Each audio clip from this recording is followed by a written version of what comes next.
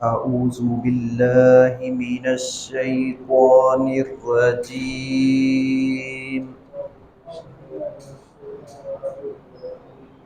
بسم الله الرحمن الرحيم. ولا تنفع الشفاعة عنده إلا لمن أذن له حتى إذا فزع عن قلوبهم قالوا ماذا قال ربكم قالوا الحق وهو العلي الكبير. سورۃ السبا کی اس آیت مبارکہ میں اللہ رب العزت نے شفاعت اور سفارش کا تذکرہ کیا ہے.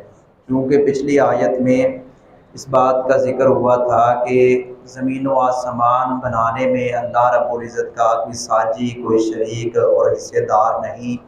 تو جب یہ شریک اور حصے دار نہیں تو پھر ان کو کیوں پکارا جاتا ہے، بتوں کو پوجا جاتا ہے یا بزرگوں کی پوجا پاٹ کی جاتی ہے اور ان کو سمجھا جاتا ہے یہ سفارشی ہیں ہمارے، یہ ہمیں اللہ رب العزت کے قریب کرتے ہیں، انہوں نے بڑی محنتیں کی ہیں اور یہ اللہ رب العزت ان کی سنتا ہے ہماری سنتا نہیں. اس طرح کے تخیلات اور اس طرح کی خود ساختہ اور بنائی ہوئی باتیں جو واضح طور پر شریعت کے خلاف ہیں، یہ جن کو سفارشی سمجھا جاتا ہے اور جن کو سمجھا جاتا ہے کہ ان کے طفیل، ان کے صدقے سے ہمیں ملتا ہے، جبکہ وہ منو مٹی کے اندر ہے اور وہ خود بے بس ہے اور اللہ رب العزت کی رحمت کا محتاج ہے، وہ خود اس کے در کا فقیر ہے اور وہ بھی مخلوق ہے، مانگنے والے بھی مخلوق، جن کو واسطہ بنایا جا رہا ہے، جن کو پوجا جا رہا ہے، یہ بھی مخلوق ہے.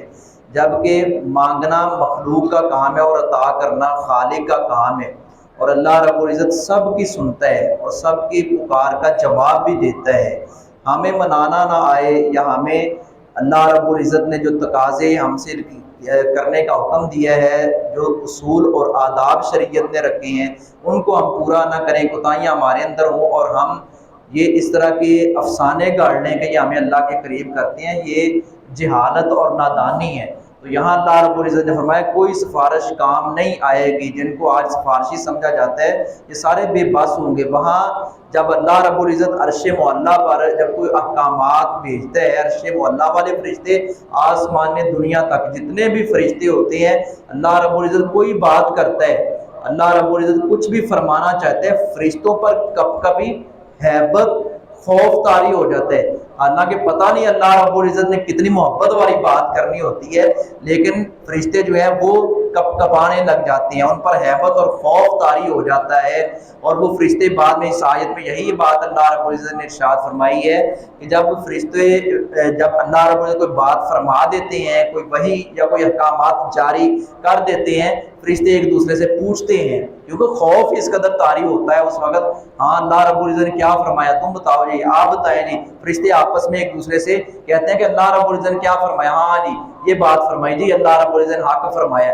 یعنی کہ اللہ رب العزت کے آرڈر کے پابند بھی ہیں، اس کی نافرمانی بھی نہیں کرتے، اس کے باوجود فرشتوں پر یہ خوف اور گھبراہٹ جو ہے وہ طاری ہو جاتی ہے.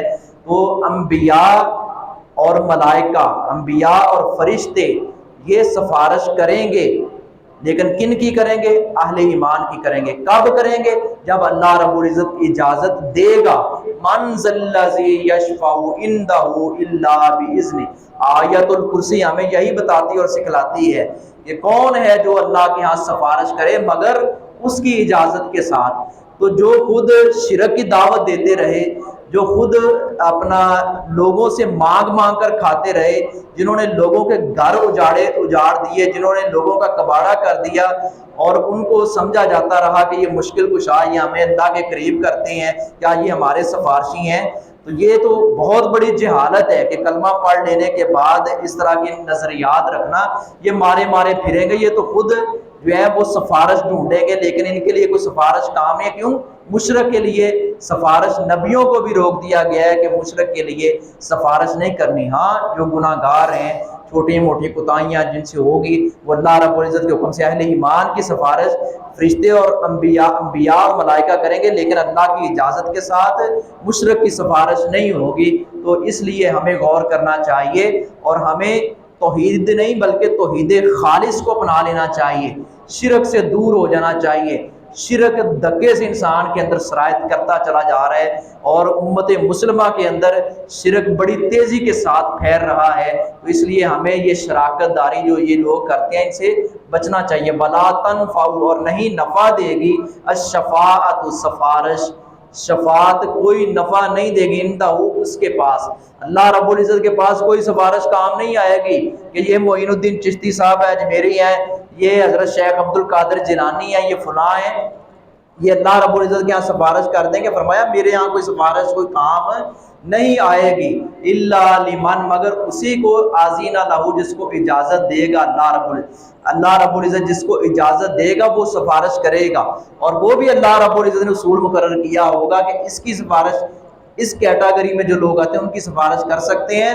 اس کیٹاگری میں جو آتے ہیں ان کی سفارش نہیں کر سکتے۔ وہ اللہ رب العزت نے پھر اصول رکھے ہیں، اور بڑے وہ کڑے اور وہ سخت اصول ہیں۔ تو اس لیے ہمیں جہاں اللہ رب العزت کی محبت اور اس کی رحمت سے پر امید رہنا چاہیے، اس کی محبت کے اسباب ڈھونڈتے رہنے چاہیے، ان اسباب کو اختیار کرنا چاہیے، اس کے ساتھ ساتھ ہمیں ڈرنا بھی چاہیے کہ کہیں ہماری پکڑ نہ ہو جائے، ہماری گرفت نہ ہو جائے۔ حضرت صحابہ کرام رضوان اللہ علیہم اجمعین میں سے غالباً حضرت عبداللہ بن مسعود رضی اللہ تعالیٰ عنہ کا ہی قول ہے کہ حضرت انس بن مالک کہتے ہیں، لوگوں آج جن گناہوں کو تم معمولی سمجھتے ہو، ہم پیارے نبی صلی اللہ علیہ وسلم کے دور میں ان کو مہلک ترین گناہ سمجھتے تھے، جن کو آج تم بال سے بھی باریک سمجھتے ہو۔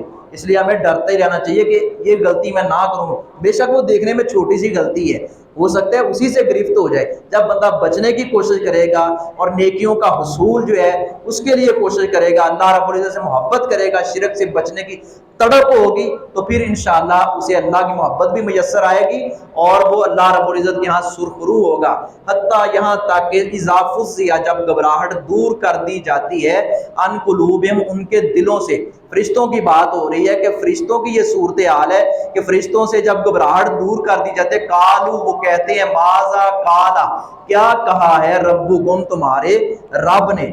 فرشتے خوف کی وجہ سے، خوف ایک بہت بڑی چیز ہے، خوف، یہ کرونا، شاید کرونا اتنا نہیں تھا جتنا خوف تھا، یقیناً کرونا کی بھی ایک بہت اثر تھا اور بہت پھیلا ہوا تھا، لیکن خوف اس سے زیادہ تھا اور ہم ڈرتے تھے، تو یہ خوف بہت بڑی چیز ہے۔ تو فرشتے ڈرتے ہیں اللہ رب العزت سے خوف کی وجہ سے۔ قالو، تو کہتے ہیں، ماذا قال ربکم، تو کیا کہا ہے تمہارے رب نے، قالوا الحق، وہ کہتے ہیں حق کہا ہے، وہو العلی الکبیر، اور وہی بہت بلند، علی بہت بلند، الکبیر بہت بڑا ہے۔ اللہ رب العزت ہمیں کما حق اپنی فرمانبرداری کرنے کی توفیق عطا فرمائے۔